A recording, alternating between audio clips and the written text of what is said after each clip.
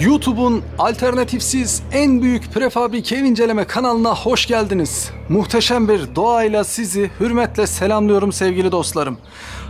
Mandalina ve portakal bahçelerinin içinde gezmeye devam ediyoruz. Harika bir doğanın içinde herkesin bütçesine uyabilecek uygun model bir ev incelemesiyle karşınızdayım. Bu evi hatırlamışsınızdır. Avcı Prefabrik'in anahtar teslim tek elden yapıp teslim ettiği bir evdi. Bundan bir önceki buna benzer bir ev vardı. Onu da yüksek izlemeyle ödüllendirmiştiniz. Değerli dostlarım, bugün size 90 metrekare 2+1 herkesin bütçesine uyabilecek hem genişliği hem güzelliği hem malzeme standardı anlamında uygun nitelikte olan mantolaması falan yapılmış gayet makul ve alınabilir bir ev tanıtacağım. Çatısına bakıyoruz. Yüksek bir çatıdır. Bakın diğer ev gibi aynı şekilde yüksek çatılı olmasına dikkat edin evin. Alçak çatı olduğu zaman ısı ve ses yalıtımında daha zayıf sonuç alacaksınız. Yüksek çatıyı ben size naçizane tavsiye ediyorum. Bakıyoruz, ön tarafta yine Avcı Prefabrik'in sıklıkla tercih etmiş olduğu 4 tane sütunu görüyoruz. Bunların dışı da yine mantolama gibi kaplamalarla, mineral sıvayla falan kapatılıyor. Spot lambaları seyrediyoruz. Mandalina bahçelerinde limonların izin verdiği ölçüde evi size çekip göstermek istiyorum değerli dostlarım. Dış tarafında yine krem ve gri'nin bir koyusu, antrasitin bir açığı renk tercihi yapılmış durumda. Alt tarafı yine yerden 120 santim yükseklikte yapılmış bir ev inceliyoruz. Evin ön tarafında verandalar bölümünde bakın, verandanın ön tarafındaki camlar yansımalı, hafif karartılmış bir cam olarak kullanıldı. Spot lambalarını seyrediyoruz. Evin üst tarafında yine böyle güzel girintilerle motifler yapılmış. Bağlantı yerlerini görüyoruz. Sandviç panel kullanılan bir evdir. Biliyorsunuz yalıtımda ve kullanımı anlamında, ömrü anlamında çok daha iyi bir tercihtir. Saç trapez veya benzeri ürünleri ben önermiyorum naçizane. Sandviç panel yapmanızı öneriyorum.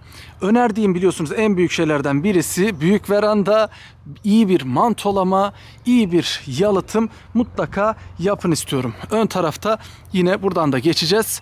120 santimi çıkabileceğiniz merdivenleriniz, trabzanlar. Burada trabzan yerine koyu renkli karartılmış bir cam kullanılmış. Şık bir çelik kapı görüyoruz. Şimdi evin öbür tarafına doğru geçelim. Yine ağaçlar müsaade ettiği kadar gerçekten çok harika bir doğanın içerisindeyiz. Böcek de konuyor arada. Bakıyoruz. Yani gözünüz alabildiğince limon ağaçlarıyla, portakal, mandalina ağaçlarıyla falan dolu bir yer. Arkadaşlarım, bakıyoruz. Eve yan cephesinden de baktığımız zaman aynı renk detayları devam ediyor. Dış tarafında mantolamayı görüyorsunuz. Mantolama çok önemli. Arka taraftan da bakacağız. Evi yekpare gösterir, tek parça halinde gösterir. Bunu size öneriyorum. Evin verandasını görüyoruz. Geriye doğru çekildiğim zaman yukarı taraftaki detaylara diğer açıdan bakıyoruz. Ev genel olarak görüntüsü şık bir ev olduğunu siz de fark etmişsinizdir. Buna benzer bir ev biraz daha büyük incelemiştik hatırlarsanız. Bu ev 90 metrekare olarak yapılmış bir ev. Şık güzel bir çelik kapı görüyoruz. Bu çelik kapının fiyatı bir önceki videodaki evden biraz daha makuldür. Şimdi evin diğer tarafına doğru geçelim. Hem şu tarafını da görelim. Evin köşesindeki şöyle cam mekanını veya diğer detaylarını size olabildiğince göstermeye çalışıyorum. Arazi bana müsaade ettiği müddetçe arkadaşlar.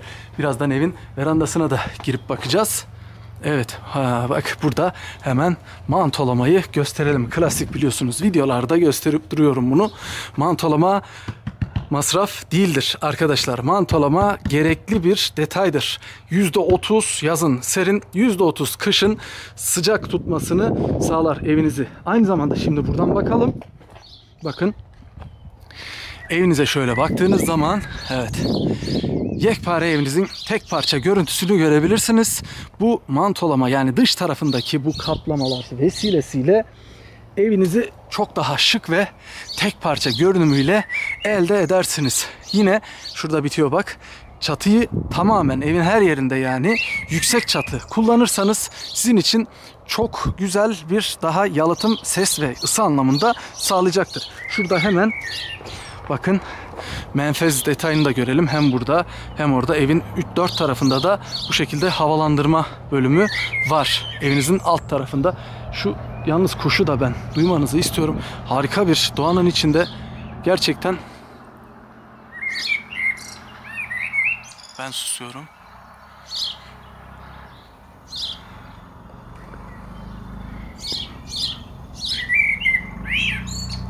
Yani böyle bir ev umuyorum hepinize, tüm izleyicilerimize en kısa zamanda nasip olsun değerli dostlarım. Şimdi evin öbür tarafında incelemeye devam ediyoruz ve içine geçiyoruz. Evin arkasında da ağaçlar devam ettiği için girebildiğim kadar geriden göstermeye çalışıyorum evi. Özellikle birleşim yerleri, mantolama detaylarını görmeniz için bu açıdan da evi almak istedim. Bakın evin alt tarafında o söylediğimiz depo maksadıyla kullanılan bölüm var. Burası her evde yani yapmayı düşünebileceğiniz bir alan. Buraya yani bütün hırdavatınızı atıp rahat edebilirsiniz değerli dostlarım. Bu şekilde bir yaşam yaşarken mutlaka size bahçede kullanacağınız aletleri koyacak yer gerekecektir. Pencereye bakıyoruz. Sineklikleri yapılmış. Antrasit renkli bir pencere kullanılmış durumda. Bunu farklı da tercih edebilirsiniz tabii ki. Bakın şöyle deponuz. Alt tarafta. Buranın ışıklandırması da var. Ön taraftan açılıyordu. Şöyle bakalım. İnşallah zifiri karanlık ama. Evet. Şöyle gösterelim alt tarafını deponun. Burayı diğer videolarda da görüyorum. Geriye sarıp izliyorsunuz. Baktığınız detay nedir bilmiyorum. Yorumlara yazarsanız öğrenirim. Ama o kadar geriye sarıp izlediğiniz için ben burayı böyle detaylıca göstermek istiyorum. Pek ışık da yok ama inşallah kamera güzel alıyordur. Alt tarafı evin. Şöyle gösteriyorum. Burası malzemelerinizi, şeyinizi koyacağım. Mesela işte termosifon koydunuz, işte yerden ısıtma şeyleri koydunuz. Bunlar makinelerini falan bile altına koyup alan tasarrufu sağlayacağınız bir yer. Şimdi ön tarafa doğru geçelim. Bakın şunlar bile detay. Yani evinizin burasına bir musluk yaptırdığınız zaman çok güzel kullanım avantajı sağlar. Bunlar küçük ama güzel ipuçları arkadaşlar. Yansımalı bir cam tabii ki mahremiyet için birçok kişinin tercih ettiği bir detay. Evi olabildiğince şu açıdan da göstermek istiyorum. Hani şık bir ev olduğunu görmenizi istiyorum. Görüntüsü bence geçer not sizden alacaktır diye naçizane düşünüyorum. Şimdi evin içine doğru geçeceğiz. Arsa pek müsaade etmiyor. Olabildiğince göstermeye çalışıyorum evi. Ya ben bu limon ağaçlarını çok sevdim ama İnşallah size de böyle ağaçlı, bahçelikli bir yer nasip olur değerli dostlarım. Bakıyoruz eve. Ön taraftan şık bir girişi var. İki taraflı veranda. Bu şimdi diğer evde de vardı. Sanıyorum müşterilerden yeni talep bu yönde geliyor. Verandayı ikiye ayırıyorlar. Buradan giriyorsunuz. Burası bölünmüş. Yani ayakla geçilen yer, da ayakkabıyla basılan yer diyeyim. Bu taraf mutfak tarafından kullandığınız verandanın diğer parçası. Seramikle kapatılmış zeminlere bakalım. Şöyle standart şık güzel bir kapı görüyoruz. Yukarı çıkışta güzel spot lambalar da var. Lükse kaçılmamış. Söylediğim gibi lükse kaçılmadan yapılan bir ev düşünün. Çünkü ona göre maliyetler artıyor ama ben yani güzel olsun, işte mantolaması sağlıklı olsun, görüntüsü de geçer not alsın. Aşırı da lükse kaçmayayım diyorsanız alın size alternatif. Giriş tarafı ayrılmış cam mekanla. Bu taraftan yine mutfak tarafından çıkınca bakacağız. Bu veranda ayrı bir balkon gibi kullanılıyor. Giriş yolundan ayakkabıyla basılan yerden ayrılıyor. Büyük ve geniş antrasit renkli burada sineklikleri de sürgülü şekilde yapılmış. Mutfağı verandaya bağlayan PVC'yi görüyoruz. Evin şöyle dış tarafını çekmiştik. Buradaki bağlantı noktalarını, mantolamanın detaylarını size arz edeyim. Şöyle bakın. Güzel bir görüntü verir. Güzel bir yalıtım sağlar. verandanın üst tarafı beyaz yapılmış. Burayı mesela çıkıntılı şekilde de yapabilirsiniz. Üçgen şeklinde veya burayı komple üçgen şeklinde yüksek de yaparsanız daha geniş, daha ferah bir veranda alanı sağlamış olursunuz. Zeminler gördüğünüz gibi seramik kaplı, ıslak yerlere tamamen kapatılmış durumda. Şimdi evin kapısından geçiyoruz arkadaşlar. Açalım kapımızı. Evet, girişte bir koridor bizi karşılıyor. Koridordan geçtiğimiz zaman zeminlerde yine açık tonda bir laminat görüyoruz. Geçtiğimiz zaman ileride sağ tarafta mutfak bölümü, sol tarafta salon kalacak. Doğru ileride de 2 tane simetrik oda ve doğrudan karşımızda da banyo tuvalet alanı olacak. Bakın tavanlarda ekstradan burada daha önceki evler gibi lüks detayları olmuyor.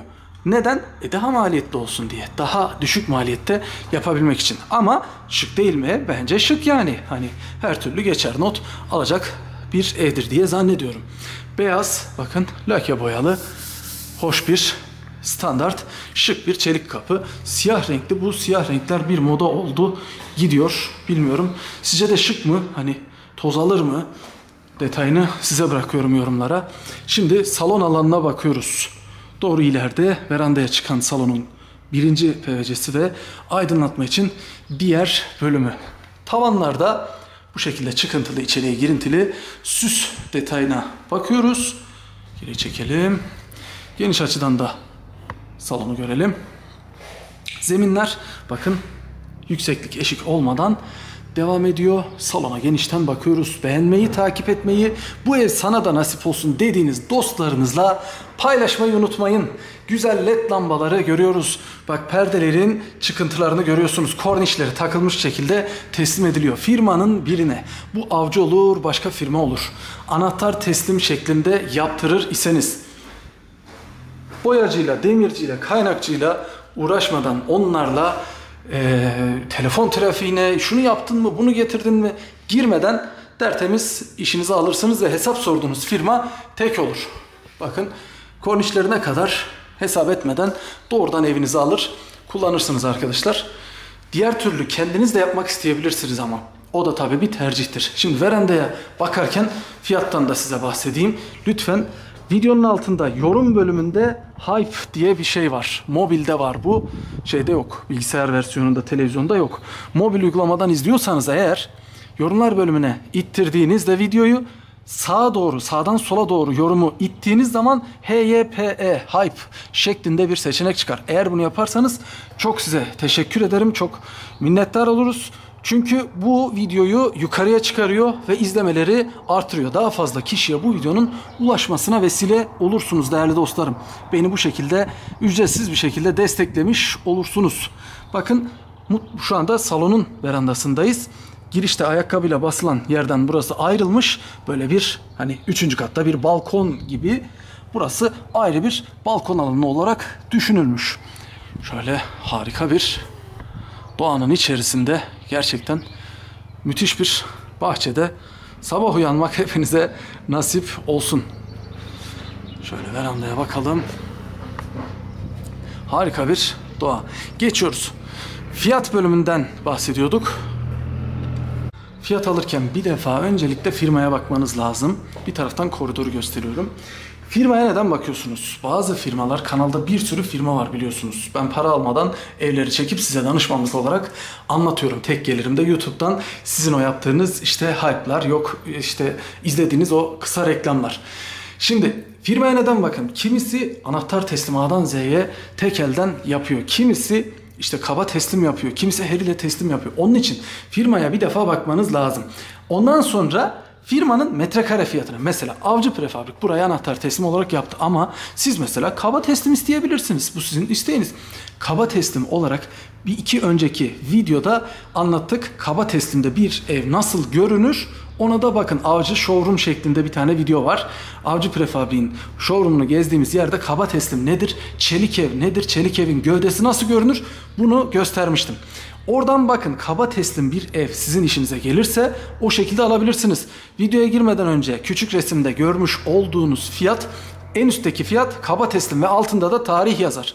İşte şu tarihte, örneğin 2 Mayıs'ta bu evin kaba teslim fiyatı. Hemen altında ileri kaba teslim fiyatı ve full olarak, yani görmüş olduğunuz şekilde ya da işte full donanımlarla teslim edildiği zamanki fiyatı yazar. Eğer firmayı arayıp da derseniz ki ben bu dolapları high glass istemiyorum, vakum kapak olsun, bu mermerit olmasın, bana chimstone yap, zeminlerde 8 milimlik değil 12 milimlik parke kullanmak istiyorum derseniz bunun farkı olur. Onu öder gene yaptırırsınız. Ama farkını ödemeniz lazım. Bakın, standart güzel bir lamba görüyorsunuz ama siz derseniz ki bana pahalı böyle şık ledler oradan buradan çıksın gitsin yansın etsin derseniz, evet, bunun bir maliyeti var. Firma bunu cebinden tabii ki ödeyemez. Onu da ödemeniz gerekir. Fiyat hesabı yaparken, yani para çokomel gibi ev satışı olmaz değerli dostlarım. Onu belirtmek için naçizane bu detayı arz ettim. Mutfak dolabına bakıyoruz. Tek cepheli bir mutfak dolabı görüyoruz. Büyük bir dolabı sığabileceği bir büyüklükte boşluk var. Gri tonun bir versiyonu. Bu gri'nin üzerine beyaz çizgilerle yapılmış standart ve şık bir mutfak dolabı görüyoruz. Arka tarafı burada, evet, çıkıntılı 3 boyutlu seramiklerle kapatılmış. Burası mermeritle yapılmış.